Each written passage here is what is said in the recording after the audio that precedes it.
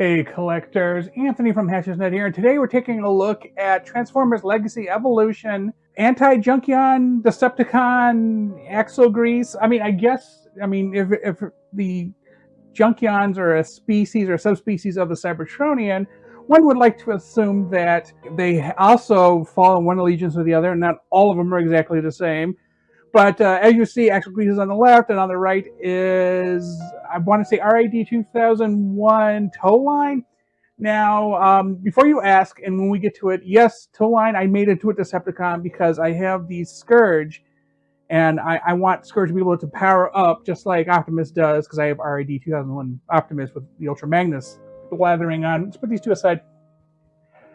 Here's the box. It is the typical Legacy box. Here's Axelgrease on the side here. I guess her head's supposed to look like Nancy from the movie. And then, of course, here's the back of the box. You can make the front end like a sidecar if you want to rip pieces off of her. That's not cannibalistic at all or anything. And so inside the box, of course, was the paper-tied, I was about to say bread-tied, that's funny, paper-tied thing, which I tossed because I don't care. Of course, the Don't Hurt Yourself paper and the instructions. And as always, remember, don't hurt yourself. So we see the figures, and so tow line is, I guess, I want to say Scrapbook is the original inspiration for him. So he's just a recolor for the purpose of filling out a limited special, what is it? I think he's from Target, so just fill out a Buzzworthy Bumblebee exclusivity thing. But as you see, they are somewhat similar. Obviously the cab is different, and the front, they do it like different piece here. But I mean, the front, you see similarities, but you're like, oh, okay, well, they did a lot of tweaking. Well, the backs are exactly the same, basically meaning the arms are exactly the same. The wheels are the same, just different colors, and they peg in exactly the same. I should know, I accidentally tore one off. I was trying to put her together. Anyway, I don't know why she comes with a hook, but she comes with a hook.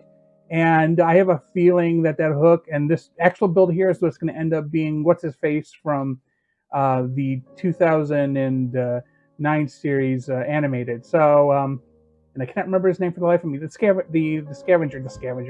bounty hunter. Anyway, mine had already stress marks on the top here. I don't know how well you can see that, so I'm kind of hoping this hinge doesn't break. I don't know.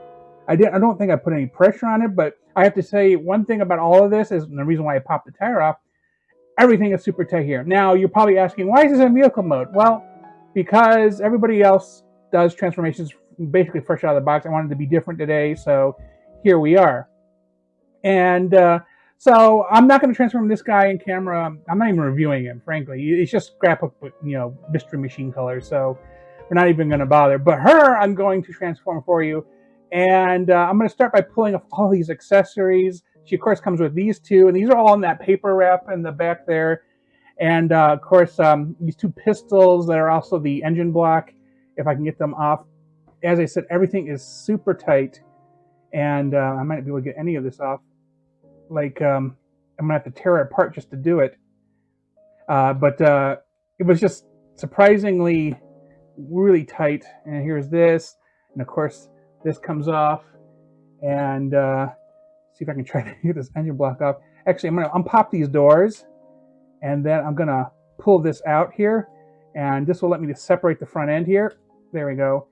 And maybe I can, yep, there we go. So they attach, there's a little slot here. I don't know how you can see it, but they attach both each other and in a peg. And here's that one. And as you see, we've already done this, so we're just gonna finish by fitting her foot together. I'm not particularly picky on how her foot position is, as long as she can stand up. So I think this is okay.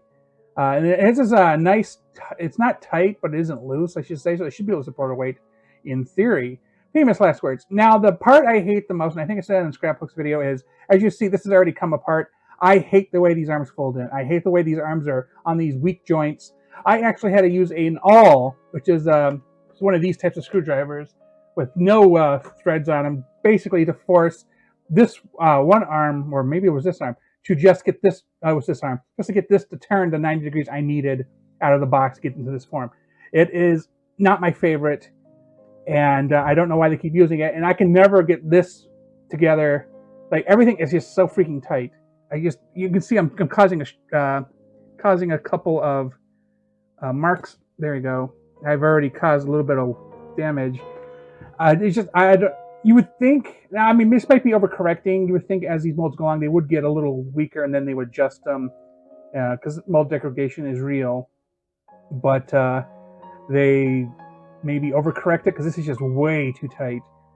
But we'll put these are her arms, and I'd bother to put them on, but pain in the butt. Even this piece here is super tight, and these make up her shoulders. So anyway, go up here, open up this, pull out her head, also on a super tight joint, and we're going to try to meet the head with the front end of the body here, and then if we do it right, there is a peg here that locks into the shoulder on both sides, and then we just can close this up like this, and that closes up that. And of course we have to flip around the waist. So we got her legs into place, and throw these on to get the arms in. They're not very tight as far as these slots are concerned. Just a whole lot of overcorrecting everywhere else. Anyway, get the arms into place, and she looks pretty good. I think it's decent enough. It's different enough. And let's see if I can put these on. Kind of just throw these on in places.